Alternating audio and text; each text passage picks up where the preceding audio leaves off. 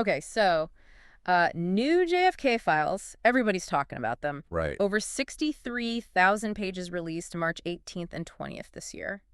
Yeah, it's quite a lot to sift through. It is, and we're going to do it together. That's the plan. Deep dive today, all about what these files tell us about the CIA and, Big question, right? the big question, do they have a hand in JFK's assassination? Yep, and these files, they're officially mandated for release by, Executive Order 14176 from Trump a few years back. Right, adding to what, like 6 million pages already out there about this whole thing? Yeah, a mountain of paperwork, investigations committees. We're talking Church Committee back in 75. Right. House Select Committee on Assassinations, 76. Years of people digging into this. Exactly, and, tons of news coverage, too. Everyone's got an angle. ABC, NBC, CBS. Washington Post, New York Times, The Guardian, everybody. Even way back, you've got books like Oswald in New Orleans from 67, already claiming a conspiracy with the CIA. So we're going to look at all the new files, news reports, historical stuff. Trying to see what's really in these pages. Do they change the game, or is it just more fuel for the conspiracy fire? I'll say up front, they're detailed, they're interesting, but a smoking gun, I don't think so. Okay, but there's got to be something juicy in there, right? Oh, there is.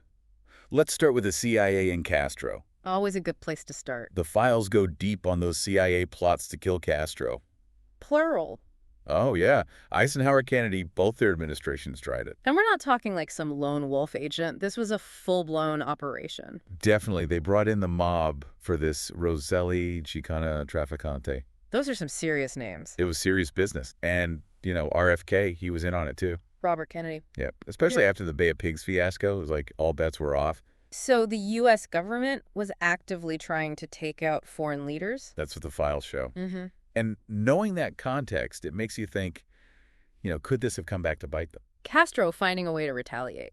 Exactly. Could Kennedy's death have been payback for those plots? Do the files say anything about that? Not directly. But there's this interesting tidbit from Roselli before he was killed. Oh, yeah, that's a whole other story. It is. Yeah. But he hinted that the same guys he'd used for the Castro hits might have been involved with Kennedy.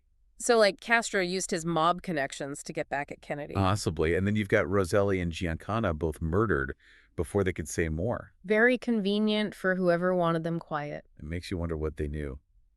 Then there's the whole issue of the Warren Commission. The official investigation. Yeah, did they get the whole story? Seems like they didn't. The files show the CIA held back info about the Castro plots. Why? Afraid of blowback. Revealing they'd worked with the mob would have been a huge scandal. Plus, they didn't want the public knowing about these assassination attempts. Hiding behind national security. Pretty much. And think about this. McConey, the CIA director, he briefed LBJ the day after the assassination about info from Mexico City. Linking Cuba to the killing. Right. But that info never went to the Warren Commission. And so they were working with incomplete evidence. At best.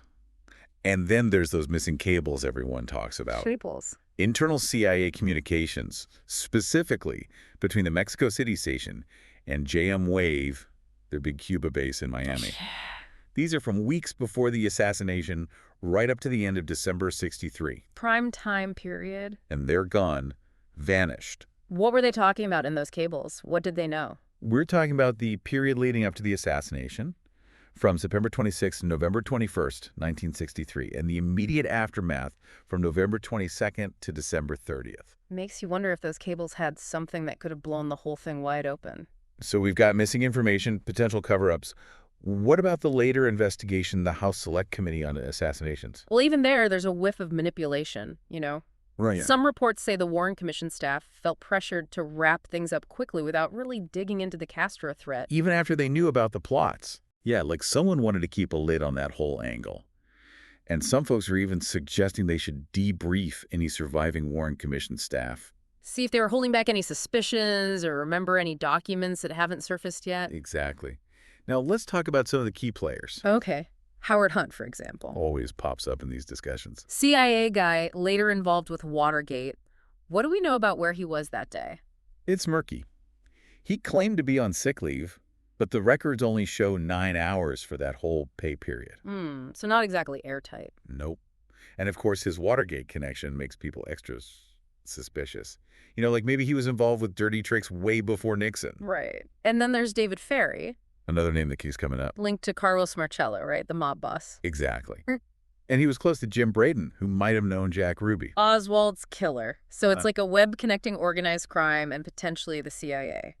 It's intriguing, but Yeah. again, doesn't prove the CIA killed Kennedy. More like they were operating in the same circles as some shady characters. Exactly. Now let's talk about Oswald himself. The CIA had a file on him, right?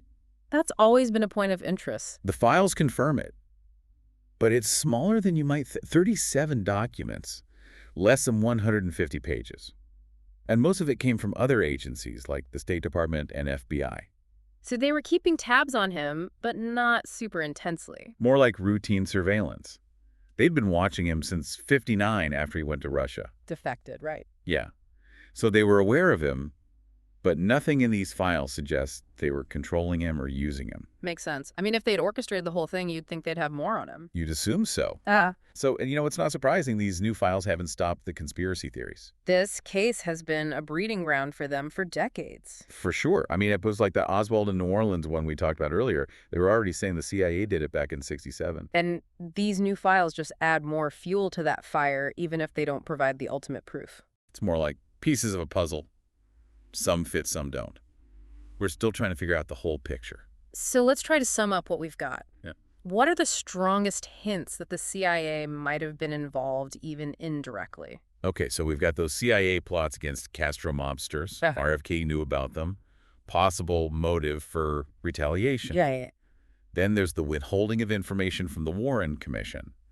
The missing cables all point to a lack of transparency. Like they were hiding something. Possibly. And then you've got these connections to key figures like Hunt and Ferry, who moved in those murky circles of organized crime, and maybe even CIA operations. And finally, Oswald himself being on their radar, but not necessarily a puppet. Exactly. All these things raise questions, but they don't definitively answer the big one. Did the CIA kill Kennedy?